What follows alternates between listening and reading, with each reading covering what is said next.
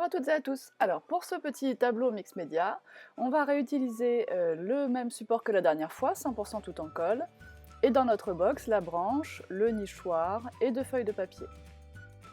Alors j'ai déjà monté le petit support en bois qui fait mini cadre, mini plateau. Je le monte d'abord, je le colle et puis je le peins. Et pour le peindre, j'ai utilisé la Home Deco Paint rose poudré. Donc vous voyez que mes 2 feuilles, je choisis de les déchirer. Donc j'ai reporté le dessin de la première déchirure pour être sûre que je vais avoir assez de mon papier là, l'image dictionnaire, voilà, pour pas avoir de rose au milieu. Et puis avec ma paire de ciseaux, je décide de vieillir les bords. Vous savez que j'aime beaucoup ça, donc voilà, je gratte et si ça se déchire, ça ne me dérange pas.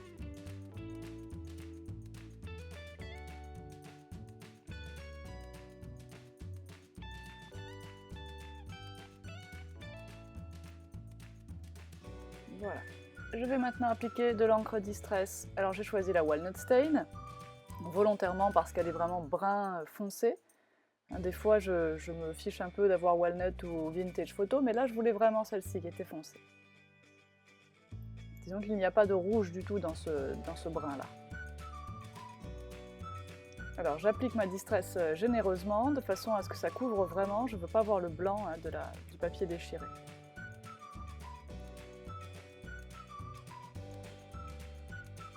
Et là je fais attention à ma rose, de ne pas passer trop dessus.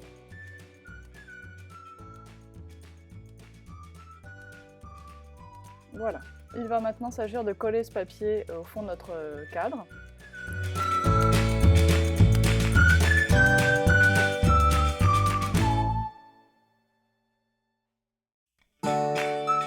Voilà, donc nous allons maintenant nous occuper des bords du tableau. Alors, je ne veux pas utiliser l'encre Distress parce que c'est quand même pas quelque chose de permanent complètement. Et puis sur la peinture, je trouve plus pratique d'utiliser la peinture. Donc je prends mon pinceau biseauté, je prends mon blending gel. Vous voyez que j'ai mis la peinture marron sur la pointe du haut, le blending gel sur la pointe du bas. J'ai réalisé mon dégradé dans l'assiette et maintenant je n'ai plus qu'à faire ça sur mes arêtes et je vais obtenir un effet voilà, très joli, forcément plus foncé au niveau de la pointe du pinceau où il y avait la peinture qu'au niveau où il y avait le blending gel. Donc cette technique est vraiment faite pour réaliser des ombrages. Et là, on a de la peinture acrylique quand même, une fois le blending gel, donc le retardateur de séchage en français, une fois qu'il aura séché. La peinture acrylique, elle ne bouge pas dans le temps. Je m'applique à faire bien aussi mes coins. Et je vais faire l'autre côté de l'angle dans la foulée. Vous voyez que je remets très rarement de la peinture, là j'en reprends, mais c'est assez rare. Je remets plus souvent finalement du retardateur de séchage pour recréer le dégradé sur mon pinceau. Alors l'intérêt de cette technique, c'est que comme le retardateur de séchage, comme son nom l'indique, empêche la peinture de sécher tout de suite, si vous vous trompez, vous prenez une lingette, vous essuyez et vous enlevez tout. Et l'inconvénient, c'est que si on voulait vernir par exemple, il faudra attendre un petit peu, disons quelques heures que ça sèche vraiment, ou utiliser un vernis en spray. Voilà, donc avec ce qui me reste de peinture, je vais faire les petites tranches là, le dessus du plateau, mais vraiment pas net. Vous voyez, je vais estomper avec mon doigt par moment, voilà. De façon que ce soit marronné, mais pas complètement marron. Maintenant, j'utilise ma colle Cléocolle, qui est apparue dans la boutique. Je l'avais déjà bien sûr, mais j'ai d'autres conditionnements depuis un mois à peu près, notamment ce gros pot très pratique pour piocher notre colle au pinceau directement. Et nous allons coller, alors nous allons bien coller, mais pas jusqu'au bord. Nous allons laisser, je parle des bords extérieurs, pas le côté déchiré au milieu. Nous allons laisser un petit millimètre sans colle, pour que ça puisse quand même se soulever un tout petit peu. Voilà, je répartis bien l'écart entre le haut et le côté droit. Je fais la même opération avec l'autre morceau de papier. Un petit millimètre, 2 maximum sans colle, sur tous les bords pour celui-là, même celui du milieu. Voilà, de façon à ce que notre effet avec la paire de ciseaux se voit bien.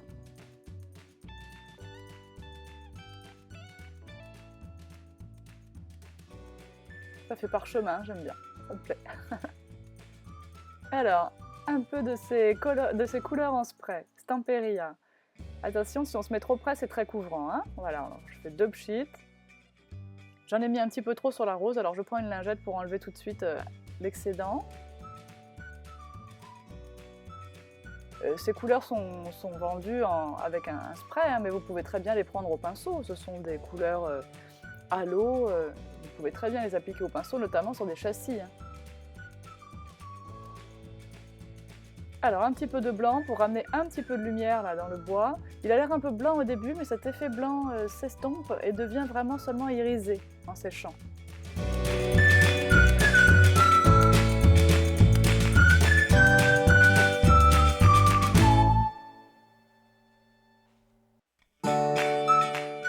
Alors je vais coller maintenant ma branche en bois.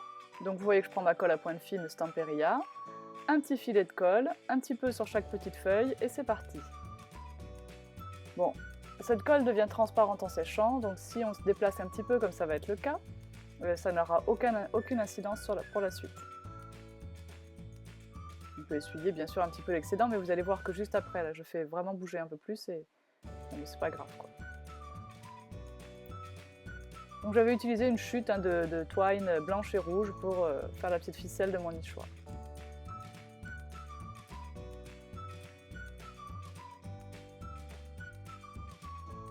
Alors je prends mes feutres Pitt, feutres donc Faber-Castell à l'encre de Chine. J'ai vu que Laetitia, alors ce qui est marrant c'est qu'on a un projet qui se ressemble, hein, mais qui n'est pas fait du tout avec les mêmes techniques. Et bon, c'est marrant parce qu'on ne s'était pas concerté du tout et bon, j'espère que vous me croirez parce que c'est la vérité, et voilà, c'est rigolo. Et donc moi j'utilise les feutres à l'encre de Chine, donc les feutres Pitt Faber-Castell. Elle a utilisé ses feutres à alcool. Donc on peut très bien colorier le bois avec des feutres, quoi. Voilà la résultante.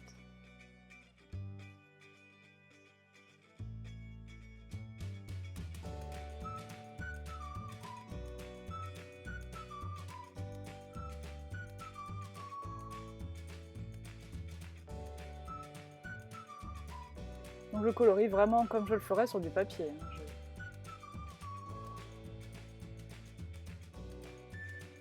Ces feutres ont quand même un avantage très très important, c'est la pointe pinceau et le débit d'encre hein, qui est très très fluide. Puis l'encre de Chine, on sait que c'est complètement permanent dans le temps, c'est résistant complètement aux UV, enfin voilà, il n'y a pas de souci.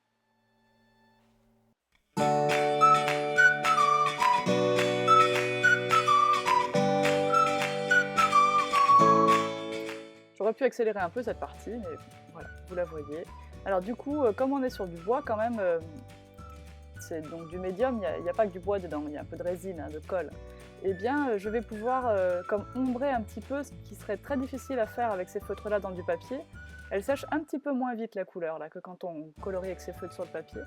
Donc j'arrive à faire un petit peu d'ombre quand même, et ça se mélange sur les feuilles, entre donc, le vert que j'ai appliqué au début, et le marron là, un petit peu café au lait que j'applique maintenant. Je vais maintenant avec le... Normalement, si je ne me trompe pas, voilà, imiter un petit peu l'effet du bois sur ma branche. En faisant des petits traits hein, assez sketchy comme on dit, hein, un petit peu dessinés voilà, par petits morceaux. Et puis toujours la technique traditionnelle, quelle que soit la technique de coloriage, il y a toujours des parties un peu plus sombres. Donc, notamment là j'ai choisi le bas des branches un peu plus sombres, voilà. Et puis la base de cette branche avec la première petite branche. Qui sera en marron donc plus soutenu. Voilà, et je reprends mon marron clair, et je vous dis ça se mélange quand même pas mal. Et je vous assure que sur du papier, on n'aurait pas ce mélange.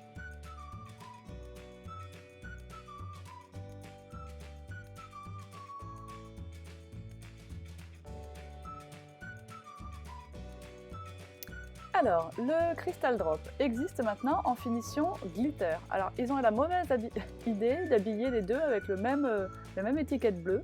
Donc, il faut vraiment lire dessus. C'est pour ça que je vous ai montré vite fait avec mon doigt. Là j'ai choisi le Crystal Drop pailleté. Donc, il est un petit peu moins fluide que le Crystal Drop classique, transparent. Donc, j'applique mes petites paillettes sur l'oiseau. Je vais laisser ça sécher et ensuite j'appliquerai du Crystal Drop transparent dessus pour lui donner cet effet bombé à mon oiseau. Alors j'utilise quelques perles de pluie, vous en avez eu quelques-unes dans votre box. Moi je pioche directement dans mon gros pot, parce que celles de la box je les ai utilisées la dernière fois pour le projet précédent. Et je vais rajouter quelques sequins. Je n'en utilise pas si souvent, mais en fait c'est très joli. Et voilà, donc je prendrai des rouges et puis des un peu dorés métal. Alors j'ai choisi un petit mot bonheur dans ma collection de mots 100% tout en colle. Je le ponce un peu parce que je veux le peindre. Alors j'ai décidé d'enlever un petit peu la petite couche un peu brillante au-dessus, donc avec un peu de papier de verre. Et là je prends un petit pinceau mousse, un petit peu de ma peinture de base, là, la Home Deco Paint rose poudrée, et je peins mon petit mot. Voilà, comme ça il ressortira beaucoup mieux, parce que si je l'avais laissé bois, il aurait été trop ton sur ton. Je le vaporise avec le spray donc blanc nacré, pour qu'il soit un petit peu nacré. Je vais le faire sécher, essuyer bien sûr.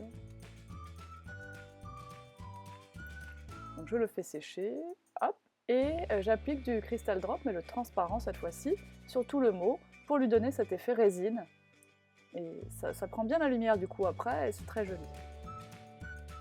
Comme il a déjà cet petit effet nacré grâce au spray avant, voilà, ça lui fait une jolie finition à mon petit mot bonheur. Alors ensuite, je prends mes petits points de colle, alors ceux qui sont petits, qui font 3 mm, et ils sont exactement à la taille des perles de pluie, donc c'est vraiment très pratique. Je vais tout coller, les perles de pluie et les sequins avec ces points de colle. Alors vous voyez la rapidité avec laquelle on colle, du coup, on ne peut pas déborder, donc on ne fait pas de tache de colle. Ça, c'est vraiment le genre de truc qu'il faut avoir dans sa scrap room, hein. Les points de colle, c'est obligatoire. Je colle même les petits nuages, alors j'en mets 2, hop, un à chaque extrémité, et c'est parti.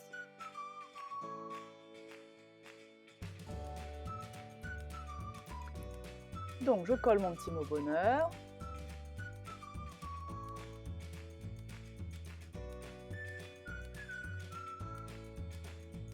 Et puis voilà, il va déjà être le temps de se quitter.